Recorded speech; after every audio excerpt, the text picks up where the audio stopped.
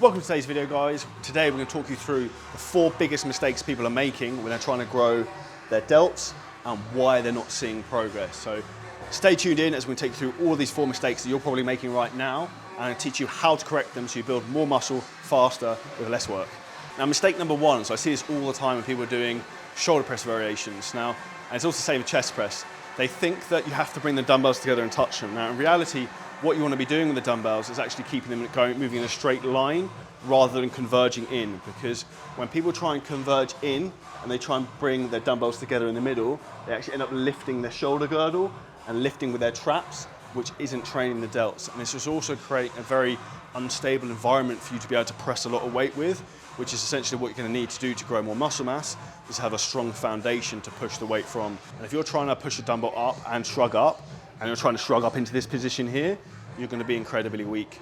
Because another side effect of trying to converge and come inwards is we're not actually going to be in the plane of motion when we're training our delts. We're going to be using our triceps as the main mover in a lot of part of the range movement. So once we probably come past back here, we're then going to be mainly using our tricep, which is going to fatigue very quickly, which is going to really bottleneck and throttle your training. Tip number 2 is using too big a range of motion when doing shoulders. So you see a lot of people when they're doing a side delt raise, they come all the way up above here or as high as they can. In reality, once I come any higher than parallel, you can see even there, I'm starting to use my traps to finish off the range of motion. And what happens is people will then start trying to force the movement, and they're again lifting their shoulder girdle, lifting their upper frame to try and take an extra range of motion, thinking they're going to be activating more muscles, where in reality, they're actually taking the load away from the side delt, which is what they're looking to try and train. So my tip to you is going to be able to keep your shoulders down. Think about pulling your scapula down here at the back, so keep that strong and tight. Keep your abs braced, so we're not flexing and rolling within our rib cage. And then we want to think about driving the hands away, up to parallel, slight pause, and down. And this is very, very important to make sure you have a slight pause and a good tempo, because another big mistake, people use too much rep speed. They swing, they go too fast. And we have to think about, like, if you're swinging and you're using inertia, you're not actually training, activating the muscle you're trying to develop. One of my top tips for anyone who really struggles to develop their side delts or feel them is literally slow the rep down like crazy. So do like 4 or 5 seconds up, 4 or 5 seconds down, and a pause at the top. So if you go 1, 2, 3, 4, 5, hold, 1, 2, 3, 4, 5, you'll suddenly realize how much harder you can make the muscle work and actually activate them and feel the muscle firing, rather than just launching heavy weights up and down. Now, when it comes to training our rear delts, this is a muscle group a lot of people really struggle with. Now, when we look at the rear delt, if we look side on, when we train our rear delt in the back of our shoulder here, this will actually push our side delt forward and make you look wider. So if you want to look like you have wider shoulders, you want to train your rear delt like crazy. Now, another big benefit of the rear delt is it creates a lot of stability within the shoulder. Now, we need stability, like I said earlier, because you can't fire a cannon from a canoe. So we need stability to be strong at pressing for chest and shoulders. So developing our rear delts, as long as an aesthetic point of view, is very good for performance, building the rest of our muscles on the upper body, and also in terms of posture, to stop this rounded in posture. So what I'm going to talk you through now is the biggest mistake I see when people train their rear delts, and that's hand position. So the hand position most people would use when they use a rear pec deck is they have their palms facing inwards. This is completely wrong.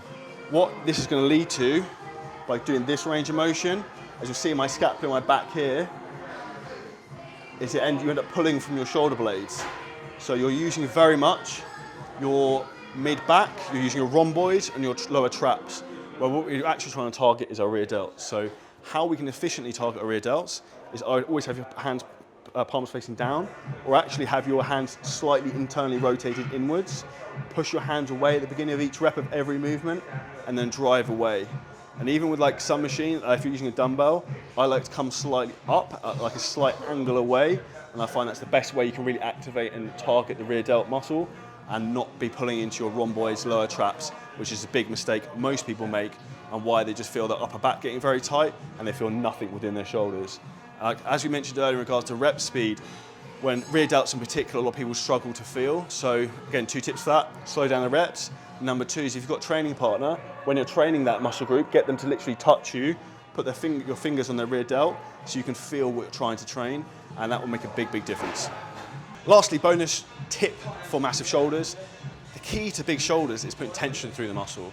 And the best way to actually put tension, particularly through your side delts and rear delts, is generally going to be using a cable exercise. So what I would suggest you use is primarily a cable. Now, the main reason for this is you're going to have a constant tension. Now, I'm going to show you with a dumbbell exactly what I mean by this. Now, if Exhibit A, this is a small 4 kilo dumbbell. So, at the bottom here, I have no weight, there's no load on my shoulder. I feel nothing in my delt, like nothing. This is pointless. Gravity will pull the dumbbell straight down, so that's the force. I'm trying to pull that way.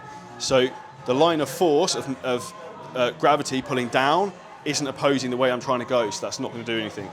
As I come out and the dumbbell gets further away from me, gravity is now starting to act against me and is now starting to pull against the line of force that I'm pulling, which is now upwards. So here this is heavy, and because gravity is going down and I'm pulling upwards.